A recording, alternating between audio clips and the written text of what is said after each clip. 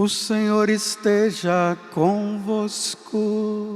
Ele está no meio de nós. Proclamação do Evangelho de Jesus Cristo, segundo Lucas. Glória a vós, Senhor.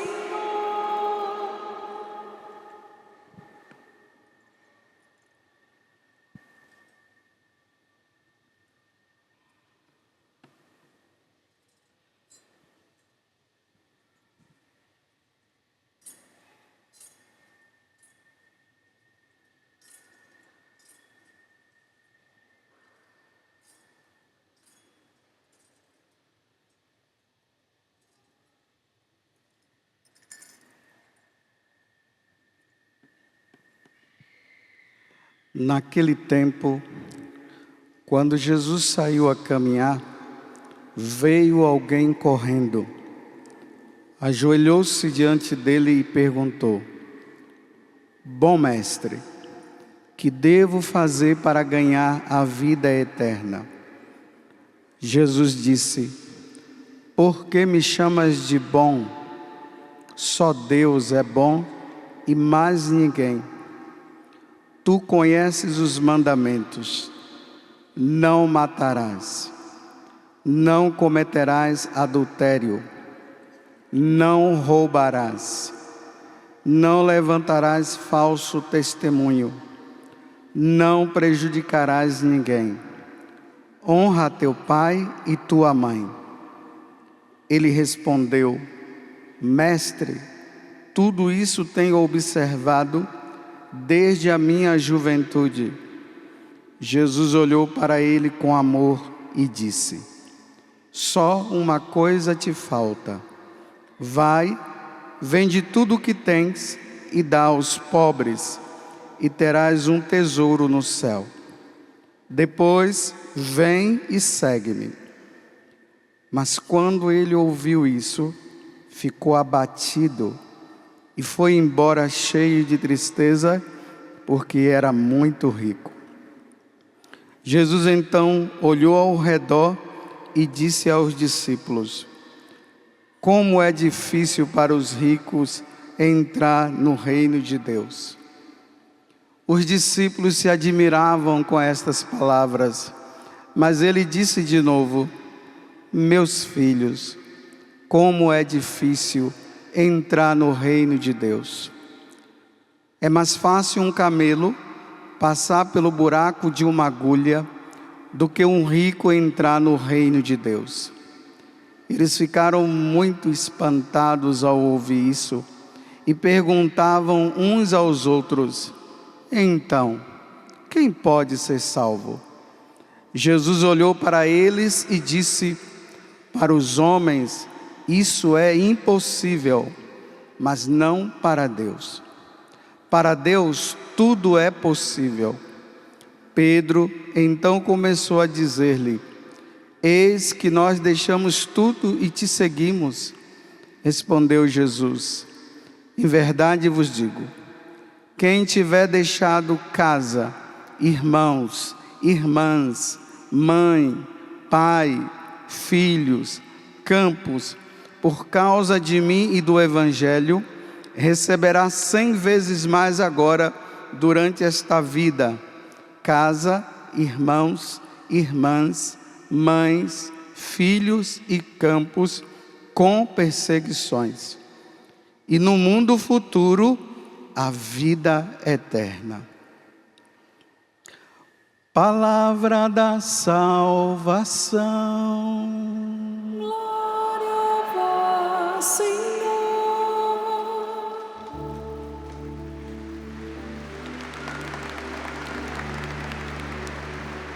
sacia-nos, ó Senhor, com vosso amor exultaremos de alegria. Sacia-nos, ó Senhor, com vosso amor exultaremos de alegria. Saciai-nos, saciai-nos, ó Senhor, com vosso amor exultaremos de alegria.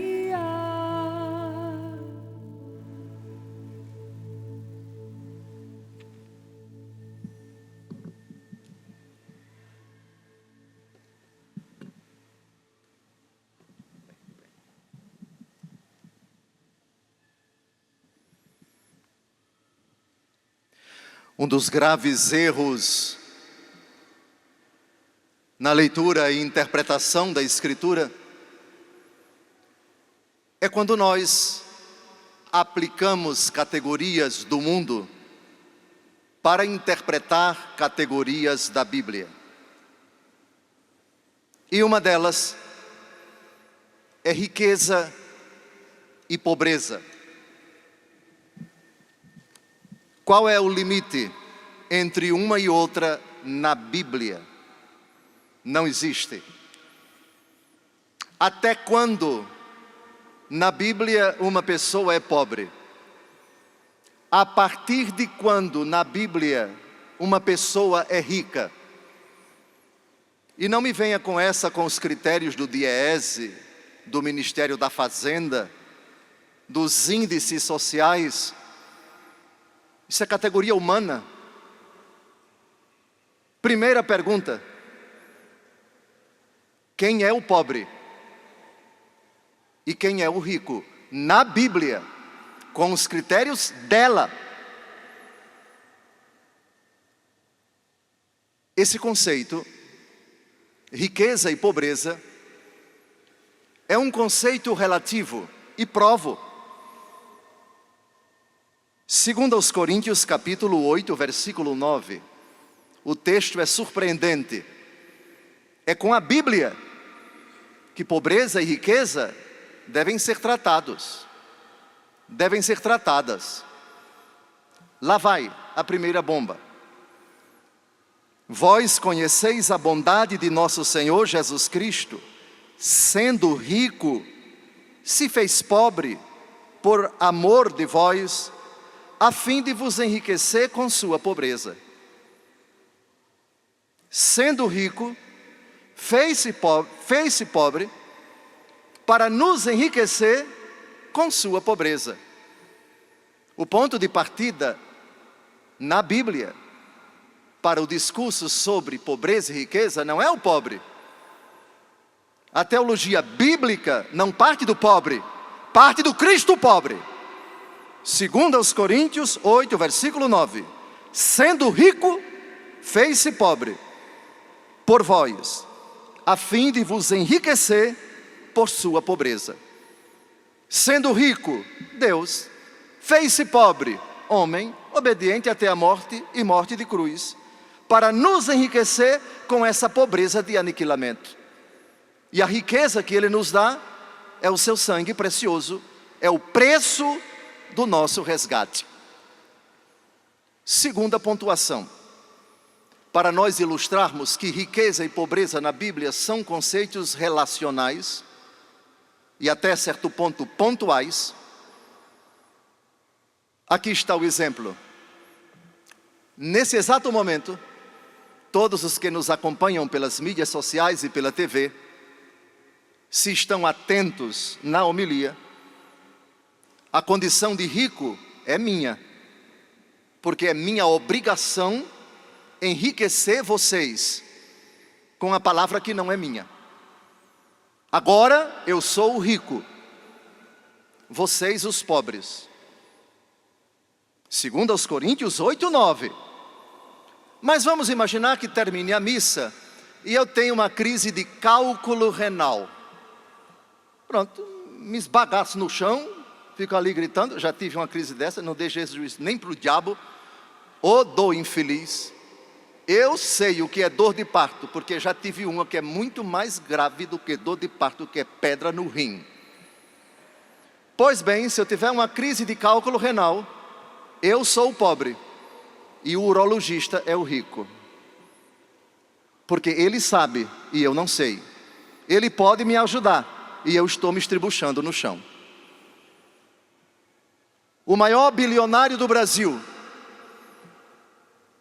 em comparação com o borracheiro ou com o eletricista de carro, é o rico, enquanto está dirigindo o seu Mercedes. Mas no meio da estrada, sem ninguém por perto, o carro dele dá um problema. E ele não entende patavina, bulufas de eletricidade de carro. Humildemente ele liga para o socorro, liga para o seguro e precisa esperar na condição de pobre, porque agora, em se tratando de resolver o problema do carro, ele é o pobre e o borracheiro é o rico, o eletricista é o rico. Pronto. Com esses dois exemplos, vocês já começam a entender na Bíblia, qual é o limite entre rico e pobre. Ou seja, o rico é aquele que aqui e agora pode mais que o seu companheiro, pode mais do que o necessitado. Aqui e agora, essa pessoa sabe mais, essa sabe menos. A que sabe mais é a rica, a que sabe menos é a pobre no trato com ela, a pobre. Atenção, eu não estou inventando isso não, por favor. 2 Coríntios 8:9. Vós conheceis a bondade de nosso Senhor Jesus Cristo, sendo rico, fez-se pobre, sem deixar de ser rico. Sendo rico, fez-se pobre, para nos enriquecer com sua pobreza. Duas são as versões das bem-aventuranças nos 4 evangelhos. Aquela segundo Mateus, bem-aventurados os pobres em espírito, porque deles é o reino dos céus. E a versão segundo Lucas, bem-aventurados os pobres. Mas atenção que o evangelho segundo Lucas nunca disse que a versão de São Lucas insinua que os pobres sem adjetivo, sem um anexo em espírito, são os pobres do ponto de vista social. Na Bíblia, há 4 tipos de pobreza. 4. 2 são boas, 2 são más. E vou provar. Pobreza espiritual positiva, pobreza espiritual negativa. Pobreza material positiva, pobreza material negativa. Bens do espírito e bens materiais. Exemplo na Bíblia de pobreza espiritual positiva. Aquela bem-aventurança de Mateus capítulo 5. Bem-aventurados os pobres em espírito, porque deles é o reino dos céus. O que é o pobre em espírito? O disponível a Deus. O que está sempre pronto à vontade do Senhor. É aquele que não tem a riqueza da vaidade, da petulância, da arrogância, da presunção, do autoconvencimento, do fechamento de si para a necessidade do próximo. A pobreza de espírito também atende pelo nome de piedade, ilustrada pela frase de Nossa Senhora: eis aqui a serva do Senhor, faça-se em mim segundo a sua palavra. Aqui está o pobre de espírito. A sua condição é de docilidade a Deus, de respeito, sensibilidade diante do próximo. Pobreza espiritual positiva. Agora vamos à pobreza espiritual negativa. É pobre de virtudes. Ao invés de ser humilde, é arrogante. Ao invés de ser simples, é presunçoso. Ao invés de ser caridoso, nutre o ódio pelo próximo. Esse é desprovido absolutamente de virtudes. Numa parábola, a parábola do rico que quer aumentar o seu patrimônio e constrói celeiros para colocar o fruto da sua colheita e diz: ó minha alma, descansa em paz, tens muitos bens. E Jesus arremata no fim da parábola: tolo, nessa mesma noite ser-lhe-á reclamada a sua alma, e os bens que ele deixou, para quem ficará? E aí vem a frase lapidar: assim acontece quem é rico para este mundo e pobre para Deus. Pronto, pobreza espiritual negativa. Agora vamos aos outros dois tipos de pobreza materiais. Pobreza material negativa, essa deve ser combatida. É a condição social padecida, a condição social sofrida. Jesus a combateu, por exemplo, multiplicando os pães e os peixes durante pelo menos 2 ocasiões. Tenho pena deste povo que não tem o que comer. Tenho pena deste povo que é como ovelhas sem pastor. A sensibilidade de Jesus leva-o a realizar esses 2 milagres para saciar a fome material das pessoas. Essa pobreza deve ser combatida. Todas as iniciativas que visam a aliviar a carência de bens materiais, que ultrapassam simplesmente a questão da comida, e envolve questões de trabalho, de infraestrutura, de saúde, de educação, etc. Enquanto essas condições mínimas para se viver dignamente não são garantidas, lutar contra esse status quo é verdadeiramente uma forma de viver o Evangelho. E nesse sentido, nossas homenagens a quem está empenhado, a exemplo de Jesus, em combater as causas da condição social padecida. Pobreza material negativa deve ser combatida. Mas existe uma condição social que nosso Senhor Jesus Cristo não apenas permite, mas em muitas ocasiões Ele deseja, é a pobreza material positiva.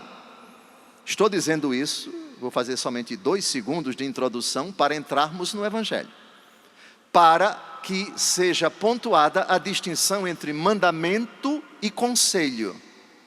Porque no Evangelho de hoje Jesus diz a alguém para vender tudo o que tem, dar aos pobres e depois segui-lo, no que não foi atendido.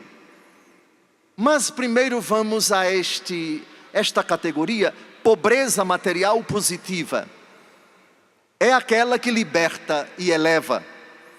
É a pobreza como ideal evangélico a ser cultivado. A pobreza material positiva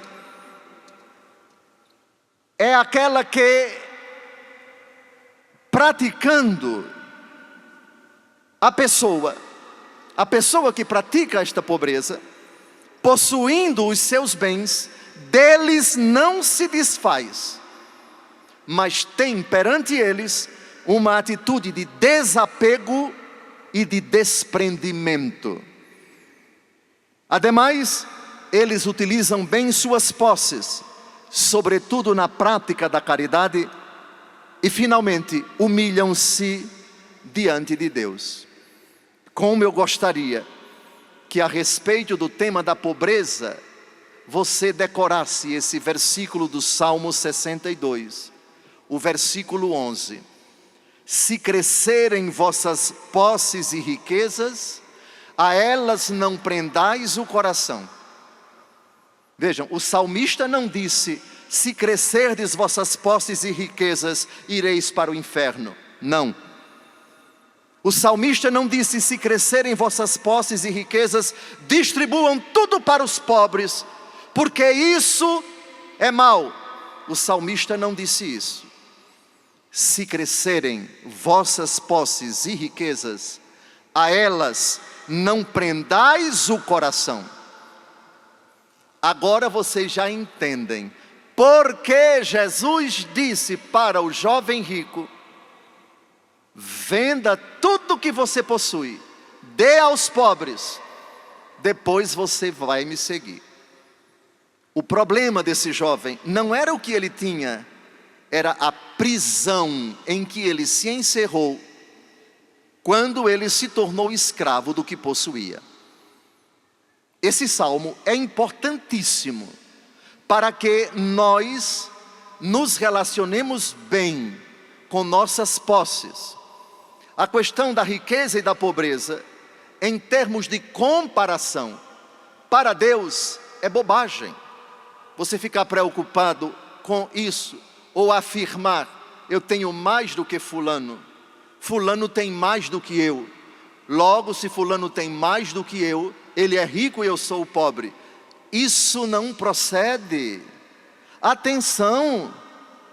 Cada um de nós diariamente, eu diria dezenas de vezes, nos colocamos em condição de pobreza, porque naquele contexto tem pessoas que precisam de quem nós precisamos. Mas também a recíproca é verdadeira. Deus coloca na nossa vida sempre pessoas que, em função da sua condição fisiológica, psicológica, psicossomática, o aluno na universidade, o empregado diante do patrão, o menos favorecido diante do mais favorecido, esse é o pobre em comparação com aquele que tem mais. Por favor, Salmo 62, versículo 11. Se crescerem vossas posses e riquezas, vírgula, a elas não prendais o coração. O problema não é a riqueza, é a sua postura diante daquilo que você possui. Lembrem-se, na parábola do filho pródigo, abra sua Bíblia agora. Abra sua Bíblia em Gênesis capítulo 12, versículo 3. A frase é essa: Abraão era um homem muito rico. Abraão era um homem muito rico. Você já ouviu falar da parábola de Lázaro e do rico? Já ouviu falar dessa parábola? Você sabe com quem é que o rico nos tormentos do inferno conversa? Não é com Lázaro, é com Abraão. Abraão muito rico no céu. O rico é pulão, muito rico no inferno. O que levou Abraão para o céu não foi a riqueza dele, porque se assim fosse, o rico é pulão também estava lá. O que levou Abraão para o céu foi o bom uso que ele fez da sua riqueza. Abraão, em linguagem alagoana, podre de rico. Gênesis capítulo 12, versículo 3. E o que levou o rico é pulão para o inferno não foi sua riqueza, porque se fosse a riqueza, Abraão também estava lá com ele. O que levou o rico para o inferno foi o mau uso, o fechamento do seu coração diante do sofrimento de quem batia a sua porta, coberto de chagas, querendo comer os farelos que sobravam dos banquetes que ele dava diariamente. Portanto, o problema deste rico na parábola, Salmo 62, versículo 11. Se crescerem vossas posses e riquezas, a elas não prendais o coração. Avancemos agora. O que é que Santo Agostinho diz no comentário a esse versículo? Repito, se crescerem vossas posses e riquezas, a elas não prendais o coração? Diz ele, aspas, comentário ao Salmo 62, parágrafo 16. Que significa a elas não prendais o coração? Significa isto: não confieis nas riquezas, delas não presumais, delas nada espereis, para que não se diga: eis o homem que não tomou a Deus por protetor, mas depositou confiança na afluência de suas riquezas e prevaleceu-se de sua vaidade. Fecha aspas. Jesus, certa feita, disse para ricos sociais e pobres sociais, e por favor, esses conceitos são puramente humanos, não são bíblicos. Desafio alguém na face da terra a dizer na Bíblia qual é o limite entre rico e pobre, entre riqueza e pobreza, do ponto de vista da condição social, do patrimônio. Não existe. mas eu apresento, de fato, segundo aos Coríntios 8:9, sendo rico, fez-se pobre, para nos enriquecer com sua pobreza. Aqui está o limite entre riqueza e pobreza. Sem deixar de ser rico, Jesus se fez pobre, para, sendo pobre e pobreza que se aniquila até a morte, nos enriqueceu com sua pobreza. Uma frase de nosso Senhor chama muito a atenção no Evangelho segundo Lucas, capítulo 16, versículo 9. Fazei amigos com a riqueza injusta, para que no dia em que ela vos faltar, eles vos recebam nos tabernáculos eternos. Amigos, riqueza injusta, tabernáculos eternos. Mas o dinheiro que eu recebo é justo, porque eu trabalhei. Porque Jesus diz, fazei amigos com a riqueza injusta. Qualquer riqueza que não seja Cristo é injusta, ou seja, não justifica. O conceito que nós inventamos de riqueza, de patrimônio, de quantidade de bens, de dinheiro no banco, de bens registrados no cartório, isso é tudo convenção que para Deus não passa de uma balela. Essa riqueza que vocês convencionaram ser, ela na verdade é injusta. Enquanto tal, ela não justifica ninguém. Gálatas capítulo 5, versículo 6. Confira agora, eu sei de qual.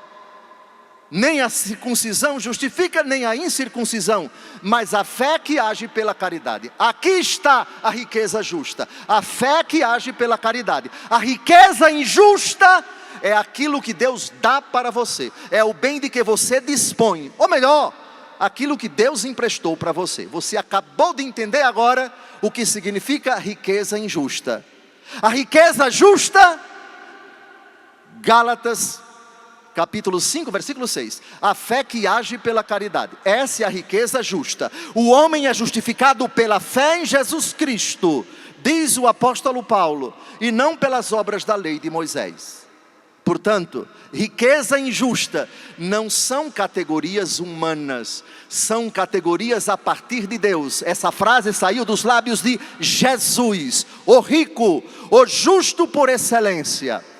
Ou seja, daquilo que você tem, faça amigos que vão receber você nos tabernáculos eternos. O senhor pode ser mais claro? Quando é que esses amigos vão me receber? Tive fome, me deste de comer. Tive sede, me deste de beber. Estive nu e me vestiste. Preso e me visitaste. Enfermo e fostes ver-me. Peregrino e me acolhestes. Portanto, não importa o tamanho do seu patrimônio, não importa a comparação sendo feita que leva você a dizer, eu ganho muito menos, eu tenho bem menos do que tal pessoa, e que por isso aquela pessoa é a rica, e a frase do evangelho de hoje não se aplica a mim porque eu sou um coitado. Está errado, está errado. Riqueza injusta é aquilo que Deus dá para você, e que enquanto tal nem salva nem condena você. Lembre-se, na parábola de Lázaro e do rico Epulão, um podre de rico no céu, um podre de rico no inferno, os dois dialogando, sem possibilidade de um sair para ir para o outro. Entre nós e vós existe um abismo, de sorte que quem está aqui não passa para aí, e quem está aí não passa para cá. Avancemos. Então agora, o que significa a riqueza material positiva? São Paulo fala da riqueza material positiva. Como? Como se? Aqui está a prova. 1 Coríntios 7, de 29 a 31. Eis o que eu vos digo, irmãos, o tempo se fez curto. Resta, pois, que aqueles que têm esposa sejam como se não a tivessem. Aqueles que choram, como se não chorassem. Aqueles que se regozijam, como se não se regozijassem. Aqueles que compram, agora é o que interessa. Aqueles que compram, como se não possuíssem. Aqueles que usam deste mundo, como se não usassem plenamente. Pois passa a figura deste mundo. Olha que bonito. Pois bem, na Igreja Católica temos esses exemplos. São Francisco de Assis levou ao extremo o conselho de Jesus ao jovem rico. E de fato se desfez de tudo. Mas Santa Isabel da Hungria, rainha, não se desfez do que Deus deu para ela como rainha, mas usou esses bens em favor dos pobres. Santa Isabel, rainha de Portugal, esposa de Dom Dinis, não abriu mão da sua riqueza e fez dessa riqueza ocasião para aliviar o sofrimento das pessoas. Avancemos. 1 Timóteo 6, de 17 a 19.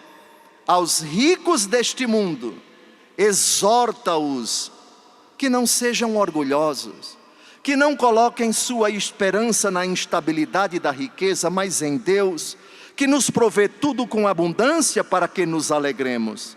Que eles façam bem, se enriqueçam de boas obras, sejam pródigos, capazes de partilhar, estarão assim acumulando para si mesmos um belo tesouro para o futuro, a fim de obterem a verdadeira vida. Vejam, São Paulo não disse aos ricos, vendam tudo. Jesus disse isso ao jovem. Mas Jesus não disse isso, por exemplo, a Zaqueu. O que Jesus disse a esse jovem, Jesus não disse a Zaqueu. E por quê? O que foi que Zaqueu disse em Lucas capítulo 19, versículos de 1 a 11? Zaqueu, desce depressa, porque é necessário que eu me hospede em tua casa. Zaqueu oferece um banquete, recebe Jesus cheio de alegria, e de pé diz, ele que era muito rico, vou distribuir metade dos meus bens aos pobres, e se defraudei alguém, vou restituir 4 vezes mais. Zaqueu não disse, eu vou dar tudo aos pobres. Não. Vou distribuir metade dos meus bens com os pobres. E sabem o que foi que Jesus disse? Hoje a salvação entrou nesta casa, porque também este é filho de Abraão, e o Filho do Homem veio salvar o que estava perdido. Pode conferir na sua Bíblia. Jesus não disse, metade dos bens é pouco, você tem que vender tudo. Errado. Jesus não disse isso. Zaqueu, que era muito rico, continuou rico. Continuou rico. Ele era muito rico. Distribuiu metade dos bens, não ficou pobretão não. Ficou rico. Depois, nosso Senhor Jesus Cristo, durante sua vida pública, quis estar do lado de mulheres abastadas, mulheres ricas. Lucas capítulo 8, versículos de 1 a 3. Muitas mulheres que ajudavam a Jesus e ao grupo dos apóstolos com seus bens. Maria Madalena, Joana, mulher de Cusa, olha aqui, mulher de Cusa, viu? Mulher de Cusa, procurador de Herodes. Pode ler, procurador de Herodes, o que colaborou com a morte de Jesus. Ele tinha um procurador e a esposa dele, rica, acompanhou Jesus. Maria Madalena, Joana, mulher de Cusa, e muitas outras mulheres que os ajudavam com suas posses. Lucas capítulo 8, versículo 3. Jesus era pobre, mas não era burro. Jesus era pobre, mas não era burro. Jesus era pobre, mas não era burro. Jesus não tinha ojeriza de gente rica. Jesus tinha uma logística de mulheres abastadas que cuidavam absolutamente das necessidades materiais de Jesus, do grupo dos apóstolos. É roupa, é pasta de dente, é desodorante, não sei se tinha naquele tempo desodorante. É um perfuminho gostoso. Acredito que Jesus não fedia, duvido. Jesus devia estar sempre bem cheiroso, certamente com os perfumes ou algo parecido, para deixar Nosso Senhor bem bonito, para parar a sua barba, para cortar o seu cabelo, para trocar a sua roupa, para lavar a sua roupa. Os apóstolos andavam com Jesus para cima e para baixo e precisavam realmente de dinheiro. Ele mesmo, não se pode dizer que Jesus tinha nada, mas tinha quem desse, tinha quem ajudasse. mulheres abastadas. E Jesus não disse para elas: vendam tudo o que você tem. Portanto, cuidado com as palavras de Jesus, que devem ser lidas no contexto da vida de Jesus.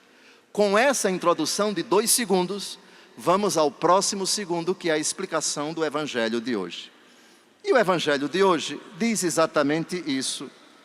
Um jovem vem correndo, se ajoelha diante de Jesus e diz: bom mestre, que devo fazer para ganhar a vida eterna? Chama Jesus de bom, chama Jesus de mestre.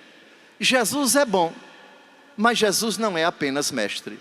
Por isso, Jesus, ao fazer uma pergunta a esse jovem e fazer uma afirmação: por que me chamas de bom? Só Deus é bom e mais ninguém. Jesus não está negando que é Deus. Jesus está ajudando esse jovem a dar um passo avante, além da convicção que ele tem de que Jesus é mestre.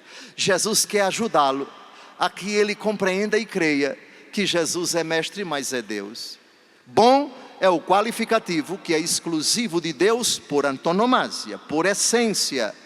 Em primeiro lugar, tudo que há de bom fora de Deus é por participação da bondade de Deus. E Deus viu que era bom. Segundo dia, terceiro dia, e Deus viu que era bom, e Deus viu que era bom, diz o relato da criação, de sorte que no 6º dia, Deus olhou para o que fizera e viu que tudo era muito bom. O bom por excelência é Deus, só Deus é bom e mais ninguém. Entenda-se, por essência, é como se Jesus dissesse: você está me chamando de bom mestre, e eu sou, só que eu sou Deus, e você ainda não entendeu isso. Por que você me chama de bom? Porque para você eu sou apenas mestre? Ou porque você enxerga em mim que eu sou Deus? Trata-se, portanto, de uma pedagógica pergunta que ele faz ao jovem. Depois, vamos aqui à questão: qual foi o problema desse jovem? Por que ele mais na frente vai embora triste? O Evangelho diz o seguinte: ele foi cheio de tristeza, embora porque era muito rico. Atenção, agora se lembrem das distinções que eu fiz cá atrás. Zaqueu continuou rico, mas não foi embora. Esse jovem era muito rico e foi embora. Zaqueu tinha uma coisa que esse jovem não tinha. Hoje a salvação entrou nesta casa. Zaqueu era muito rico, mas se converteu diante de Jesus. Desprendeu-se daquilo que, segundo ele, era possível, metade dos seus bens. O problema de Zaqueu era o pecado que ele cometera e do qual ele sentiu necessidade de reparar. Atenção, o problema de Zaqueu foi o mal que ele cometeu. Ele se locupletou, portanto causou males às pessoas de quem ele extorquiu. Ele era cobrador de impostos.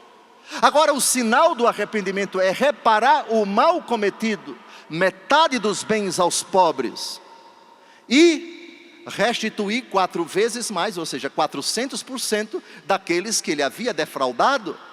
Entre Zaqueu e esse jovem, temos uma diferença abismal. Zaqueu, arrependido, se desfez, não de tudo, mas se desfez, e o Senhor se alegrou. Hoje a salvação entrou nesta casa. O outro não quis se desfazer de nada. Portanto, Zaqueu rico, a salvação entrou na casa dele. O jovem rico foi embora, a salvação não foi acolhida por ele. Avancemos. Meus filhos, como é difícil entrar no reino de Deus. O jovem, ao fazer a pergunta a Jesus: o que eu devo fazer para ganhar a vida eterna? Jesus diz: tu conheces os mandamentos. Olha a sutileza, tu conheces. Ou seja, você já sabe. Agora vejam os mandamentos, aqui está o segredo. Por favor, você vai descobrir agora onde está o problema desse jovem. Jesus, com uma sabedoria infinita, diz: não matarás. Atenção, Jesus não diz os 3 primeiros mandamentos, e aqui está o segredo. Aqui está o segredo. Jesus, de uma inteligência tremenda, disse os 7 mandamentos que se referem à relação com o próximo. Mas Jesus omitiu os 3 mandamentos que se referem à nossa relação com Deus. Amar a Deus sobre todas as coisas, Jesus não falou. Não tomar seu santo nome em vão, Jesus não falou. Guardar domingos, o dia santo, Jesus não falou. Falou os outros 7. Não matarás, não cometerás adultério, não roubarás, não levantarás falso testemunho, não prejudicarás ninguém. Honra teu pai e tua mãe. O jovem diz: mestre, tudo isso tenho observado desde a minha juventude. Jesus olha para ele com amor e diz, o que prova que ele era bem intencionado: só uma coisa te falta. O que é que falta? Agora preste atenção. O que falta são os 3 mandamentos que Jesus não citou. E o primeiro deles: amar a Deus sobre todas as coisas. Ou seja, você amou o que você possuía. Você está amando o que você possui acima de todas as coisas. Por isso eu, jovem rico, não disse os 3 primeiros mandamentos. Porque uma coisa te falta. Porque tua preocupação foi o relacionamento com os outros. Já o relacionamento com o que tu tens, tu colocaste a palavra bens no lugar de Deus no primeiro mandamento. Amar os meus bens acima de todas as coisas. Então é preciso redimensionar a tua postura, o teu relacionamento com aquilo que tu possuis. Pronto, o segredo está, não é no que Jesus disse, é no que Jesus não disse. Jesus não disse que ele devia observar todos os mandamentos. Jesus omitiu por enquanto os 3 primeiros e falou dos outros 7 que ele observava. Tradução: não basta você observar 7 mandamentos e esquecer o primeiro. Não basta você observar 9 mandamentos e esquecer um. Uma coisa te falta. E é o primeiro mandamento, a chave para o segredo.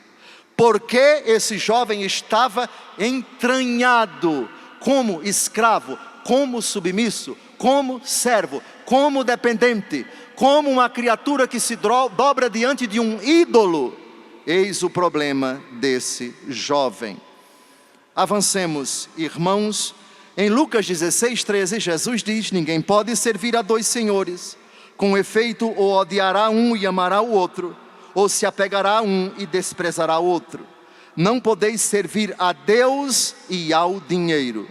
Essa frase não justifica que alguém diga que o dinheiro é mau, porque o cerne da questão nesse parágrafo é servir.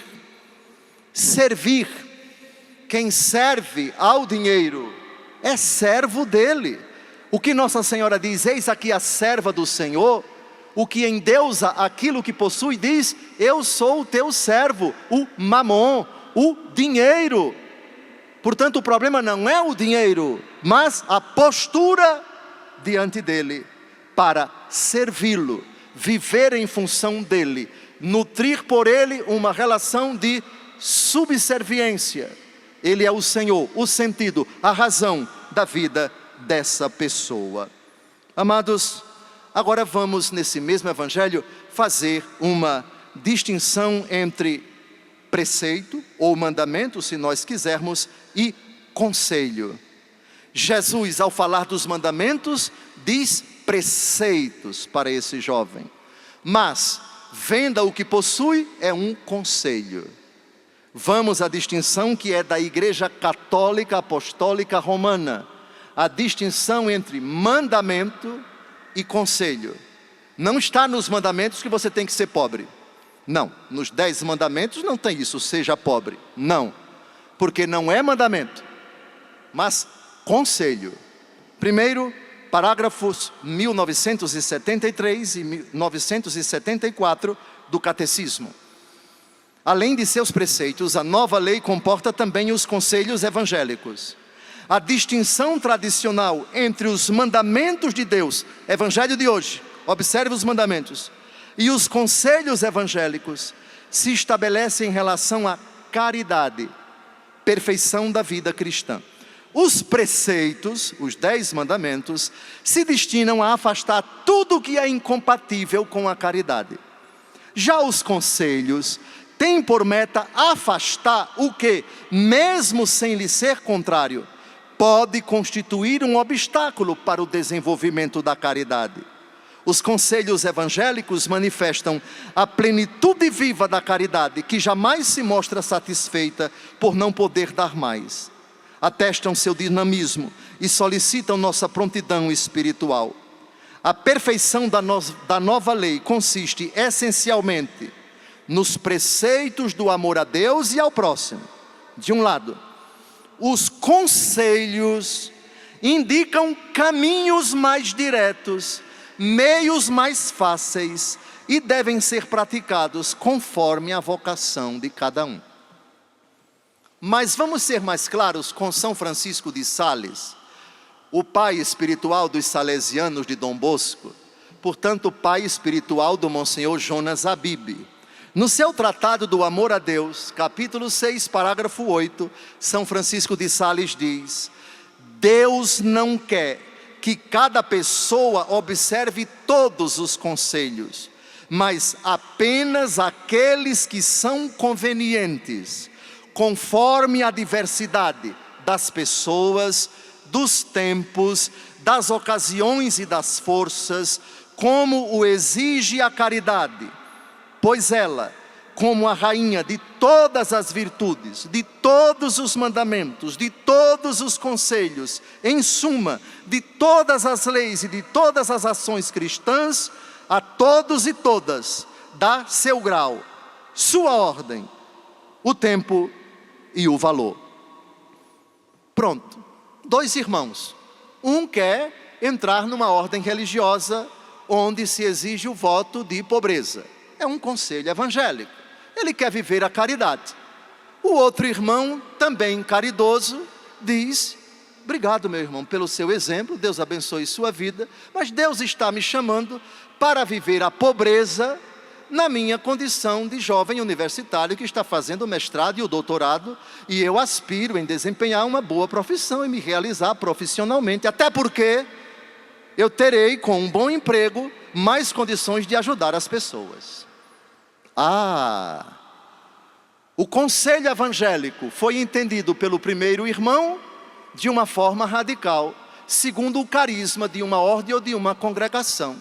O mesmo conselho leva o outro jovem a dizer: eu vou viver a pobreza com a pobreza material positiva, até porque se eu não tiver nada, como é que eu vou ajudar aos outros? Esse entendeu o conselho da pobreza de uma forma, aquele escolheu de outra forma.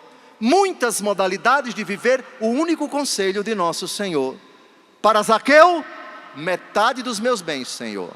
Hoje a salvação entrou nessa casa. Seja caridoso, seja bondoso, seja misericordioso com aquilo que você possui. Não feche as portas para a necessidade do próximo. Partilhe, seja caridoso. Se crescerem vossas posses, a elas não prendais o coração.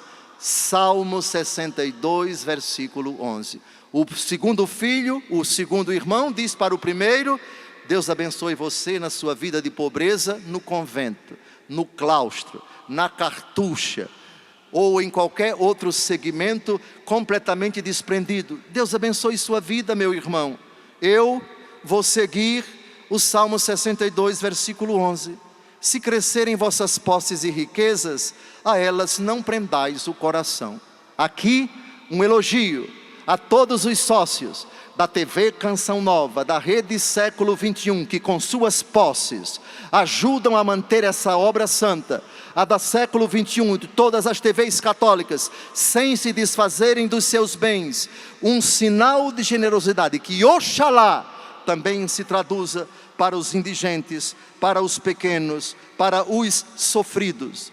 São Basílio Magno, doutor da igreja, bispo da Capadócia no século IV, ele diz na homilia 6 sobre a avareza, capítulo 7, aspas: se cada um tomasse para si somente aquilo que basta para suas necessidades, deixando o que resta à disposição dos que têm necessidade, talvez ninguém seria rico, mas também não existiria nenhum pobre.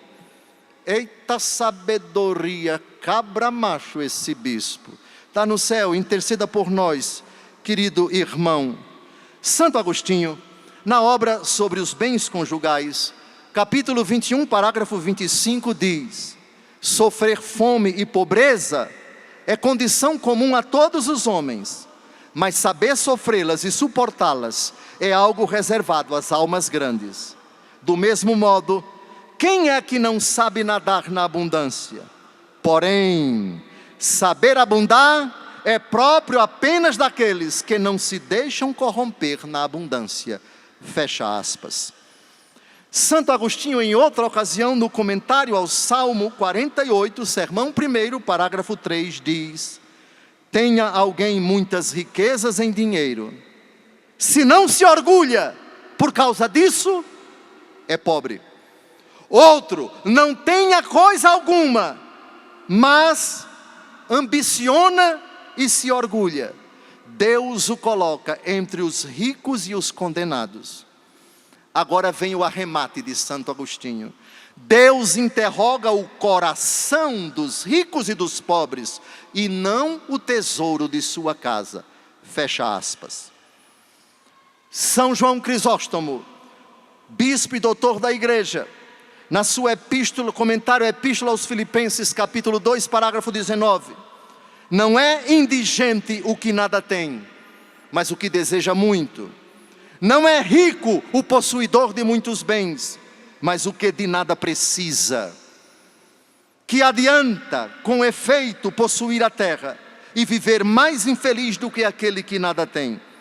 Agora vem o arremate. A opção, não a abundância ou a falta de dinheiro, faz os homens ricos ou pobres.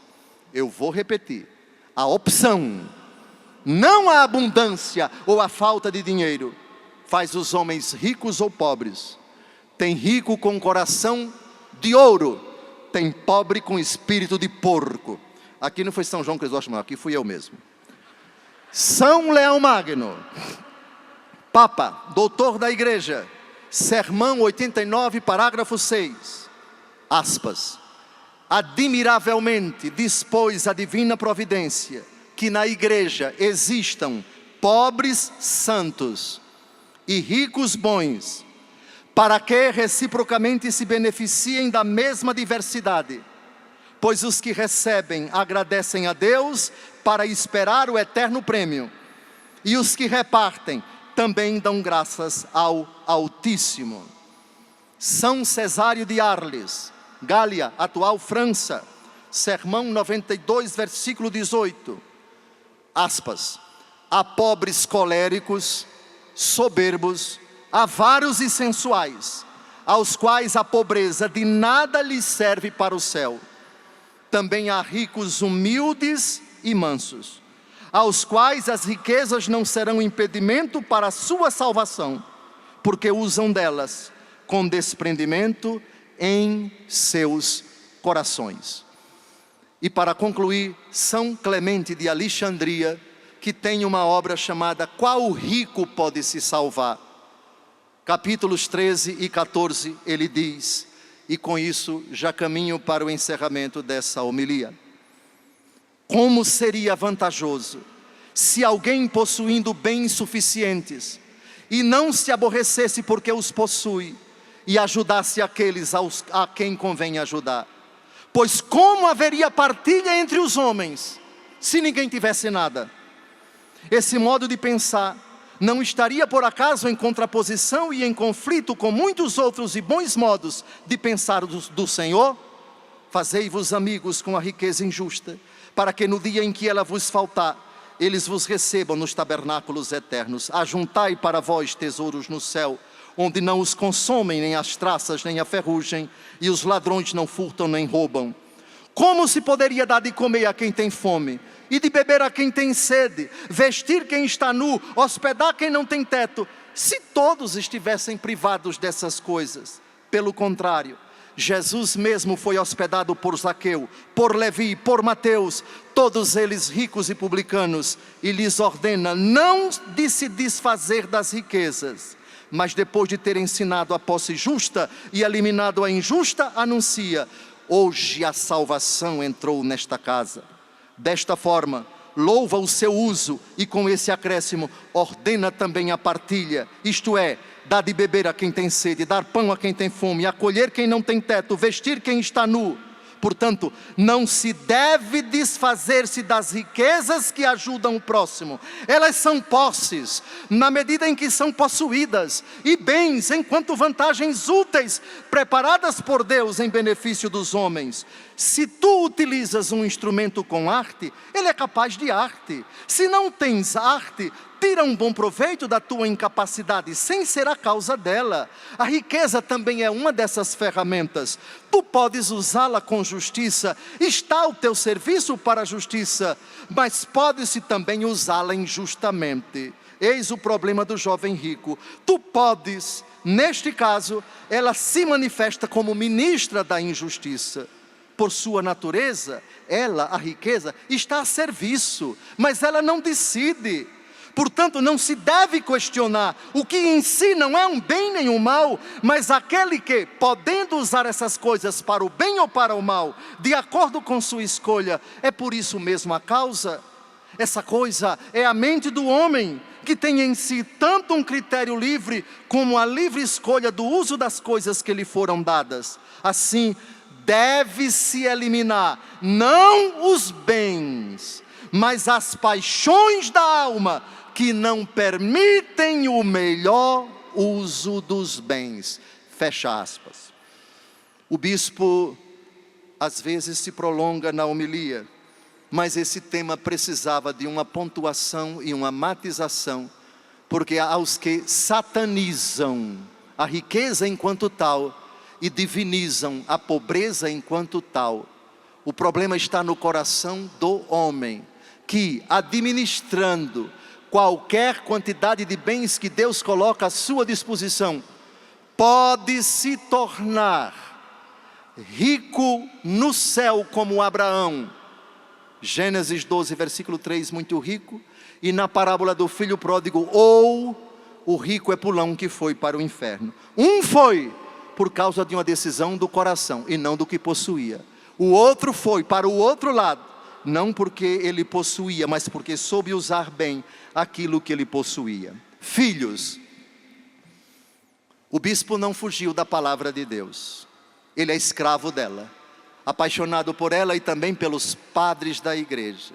Os primeiros séculos, como viveram o seguimento de Cristo, esses bispos, esses sacerdotes, esses grandes pensadores da igreja. Apaixonemo-nos também pelos padres da igreja. Mas primeiro, segundo a leitura de hoje, a palavra de Deus, que é viva e eficaz, mais cortante do que qualquer espada de dois gumes, ela julga os pensamentos e as intenções do coração. Pronto, ela não julga o que nós possuímos. Julga o pensamento de Abraão, está no céu. O pensamento do rico é pulão, que está no inferno. O pensamento de Zaqueu, hoje a salvação entrou nesta casa. O pensamento das mulheres abastadas que seguiram Jesus, e que certamente muitas delas foram para o céu, como Santa Maria Madalena. E não há criatura que possa ocultar-se diante dela, porque tudo está nu e descoberto aos seus olhos, e é a ela que devemos prestar contas. Apaixonem-se pela Escritura. Se puderem assistir de novo, já que não decoraram nem escreveram no papel esses textos que o bispo citou, a internet, graças a Deus, o site da Canção Nova, graças a Deus, possibilitam isso. O bispo citou textos da Escritura. Essa bobagem de dizer que é alinhado com teologia disso, com teologia daquilo, vá tomar banho, por favor, de novo. Vocês já sabem qual é a capital. Para se curar dessa discriminação de julgar a pessoa segundo seus critérios ideológicos, fixem-se na Bíblia, na Escritura. Ela é a nossa mestra, ela é a nossa mãe, ela é quem instrui o nosso coração, e principalmente a pessoa de nosso Senhor e Salvador Jesus Cristo. O Senhor te abençoe de Sião, cada dia da tua vida. Filho querido, diante desta palavra que nos saciou, ensinai-nos, Senhor, dai-nos a sabedoria que de fato instrui o nosso coração. Saciai-nos, ó Senhor, com o vosso amor e exultaremos de alegria. Obrigado, Senhor, porque fomos alimentados pela vossa palavra. Palavra que é luz para os nossos passos. A sabedoria que nos é dada, tema da primeira leitura de hoje, é a sabedoria da Escritura. Amei-a mais que a saúde e a beleza, quis possuí-la mais que a luz, pois o esplendor dela irradia a quem não se apaga. Mas eu não posso deixar de evocar a autoridade de Jesus quando diz: é mais fácil um camelo passar pelo fundo de uma agulha do que um rico se salvar. Mas, de novo, quem disse que na Bíblia rico é quem possui a partir de tais bens e quem não os possui é pobre? Rico sou eu no trato com quem aqui e agora sabe menos do que eu, pode menos do que eu. A minha condição de favorecido em relação com os desfavorecidos, isso me coloca diante de Deus com uma severidade tremenda. A quem muito for dado, muito será pedido. O pai é rico em comparação com o filho. Ai do pai que não educa o seu filho na fé.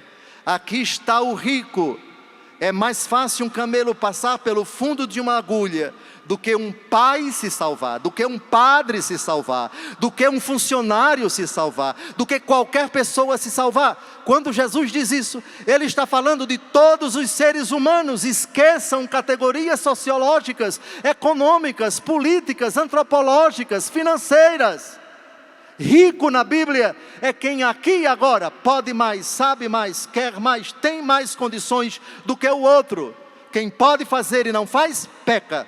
Quem pode dizer e deve dizer e não diz, peca. O poder dizer nos torna ricos, o poder fazer nos torna ricos, o poder aconselhar nos torna ricos, o poder de ajudar o próximo, promover o próximo com nossos dons e nossos carismas, nos torna verdadeiramente ricos. O evangelho de hoje é assustador para todo mundo. Por isso, quando Jesus diz: é mais fácil um camelo passar pelo fundo de uma agulha do que um homem se salvar. Porque todo homem é imagem e semelhança de Deus. Portanto, é rico em maior ou menor medida. E tanto mais quanto Deus lhe concede e Ele multiplica os seus dons. E Ele adquire e Ele conquista realizações, patrimônio, dons intelectuais, aprimora os seus carismas. Eis o rico. Esqueça categorias sociológicas.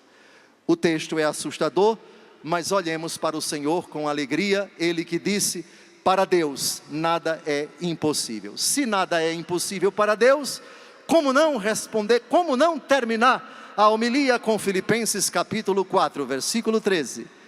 Tudo posso naquele que me fortalece. Louvado seja nosso Senhor Jesus Cristo.